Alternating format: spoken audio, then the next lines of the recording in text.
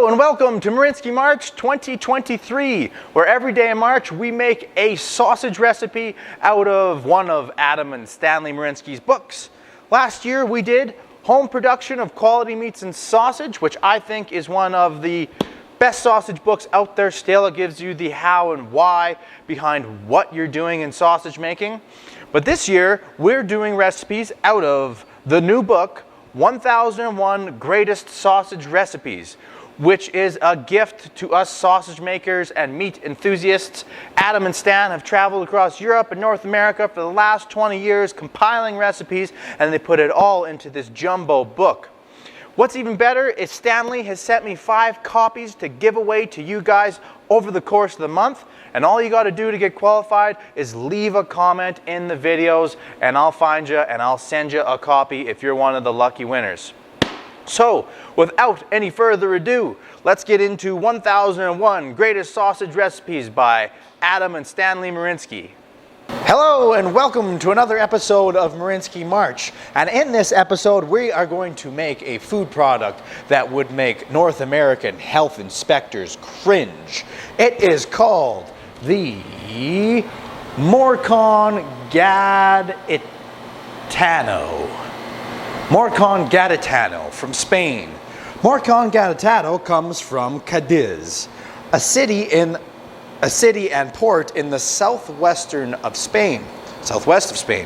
It is the capital of the province of Cadiz in Andalusia.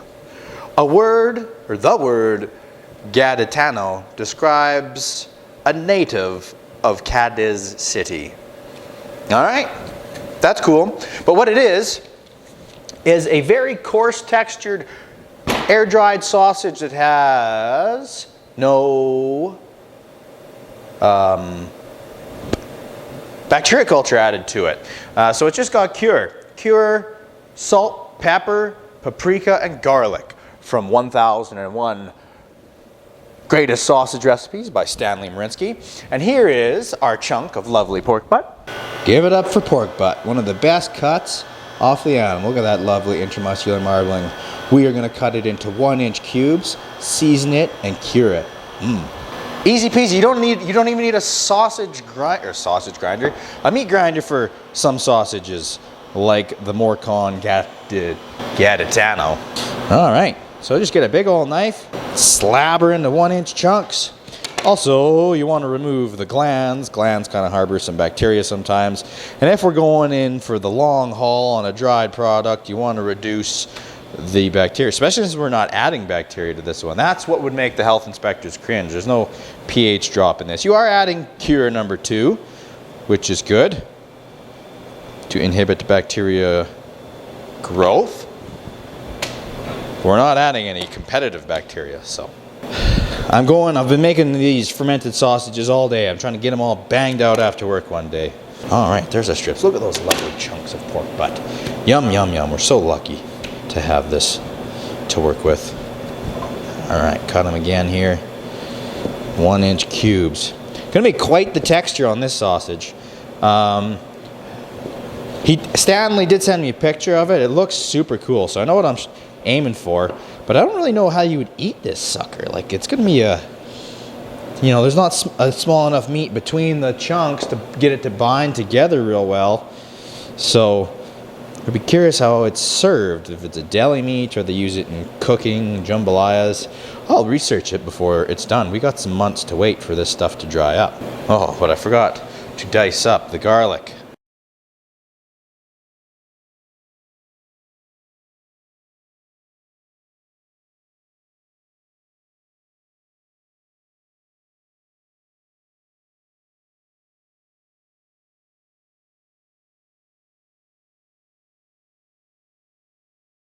There's our diced garlic into our meat. On goes a huge amount of paprika. Toss them cubes. Look how good that looks. Looks like barbecued pork or something. Just add butter and honey and smoke at 250 for another 45 minutes. So much spices, it's actually hard to get these cubes to grab it all. I don't expect to get any protein extraction out of this. What I would really like to do is add, so this is 1 kilogram, 2.2 kgs. What I'd really like to do is add about 200 grams of fine ground pork or beef and get it to hold all these together. We're going to stick to the recipe. Okay, so we're going to stuff into large pork intestines.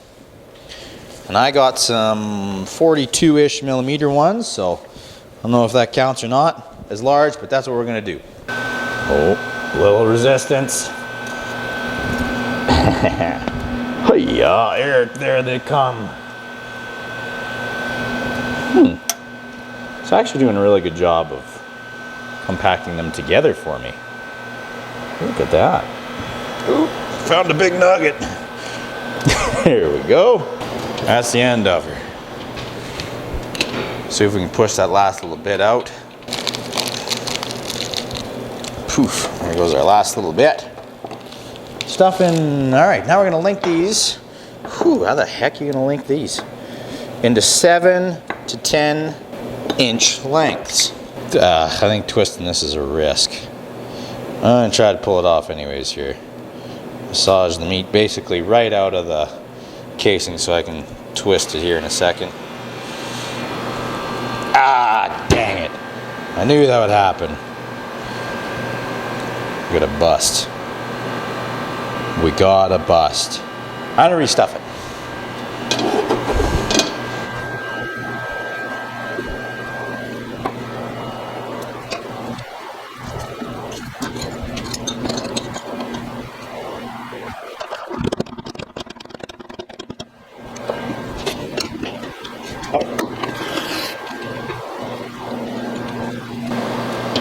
This time I'm pulling it off of the horn where I want that link to be and starting again.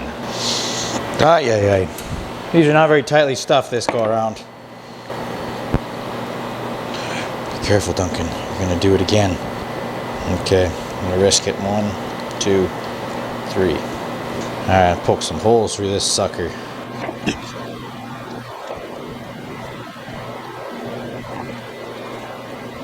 Okay, there we go. These are units. Ended up with 3 chunks of very coarsely ground sausage. All right, now it says hold at 10 degrees Celsius, 90% humidity for 8 to 10 days. That's a long time. And then dry at 12 to 14 for 2 to 3 months. So I'm going to keep these wrapped up in saran wrap down here where it's a little cooler on the cutting floor for that long of a time. There we go. I'm gonna grab a weight off of them so we know what we're shooting for in the end. All right, we'll leave it wrapped up in saran wrap, tucked away on the bottom floor of the meat shop for 8 to 10 days.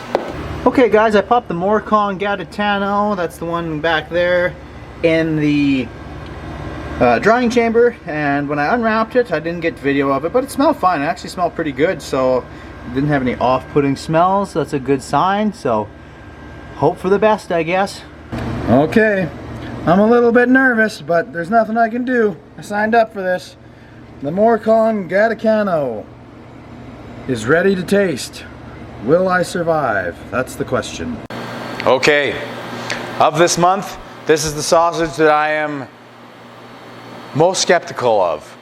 Maybe second most skeptical of. There was that blood sausage from Italy that I can't remember how to pronounce, that I was pretty skeptical of, but this one I am also quite skeptical of. But it is tasting day. The reason I'm skeptical, if you remember, you probably remember because it was just a couple seconds ago for you, but for me it was a couple months ago. These were held at 10 degrees Celsius. They have no added bacteria culture, and they have no, oh, they do have cure, so that'll help. But I was doing some more research, and maybe you heard this in another episode, but lots of these sausages from Spain have recurring ingredients and process steps. The process step on this one's a little different, but this has paprika and garlic, which are antioxidants.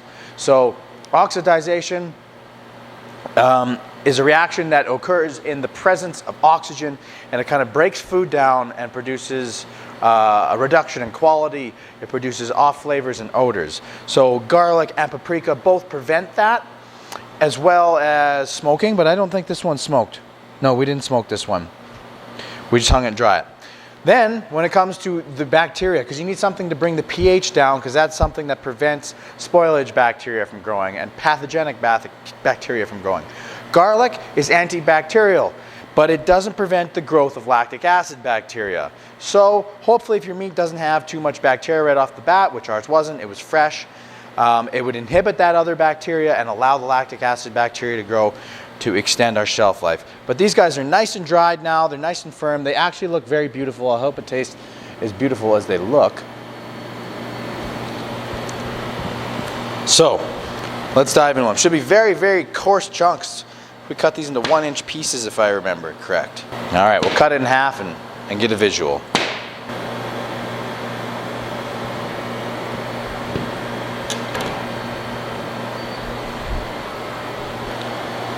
They look phenomenal. Like little bits of like dry cured ham is what they look like. Beautiful, beautiful texture, like deep, dark, rich red color. I'm not sure if the camera's doing it as much justice as I can see. That pearly, creamy white fat should be quite good.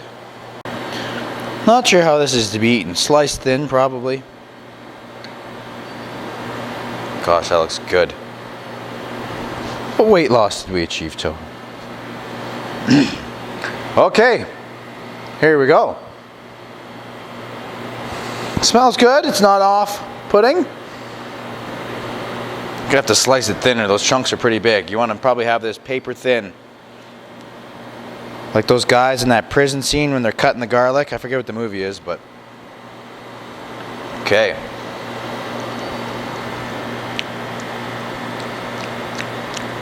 Holy garlic. And paprika. It's good though. You know, no dangerous taste. You know, it doesn't taste overly rancid or anything like that. The fat is very creamy. The meat is, it's like a very smooth texture and tender. Yeah, that's good. If you were to make this at home, I would recommend using bacteria culture and a few more food safety steps for sure. But that's a pretty good one. It's a bit coarse for me, to be honest. Like I'm working on a chewy piece now. As you guys can probably hear, I apologize. So I would do the chunks a little bit smaller. But the flavor is good. So, overall, in this month I've already had a couple of fermented sausages. This one's kind of landing currently middle of the pack for the fermented sausages. There's some real good ones in there. Too chewy, those big chunks. So, anyways guys, that's something different, something new on the channel in Marinsky March.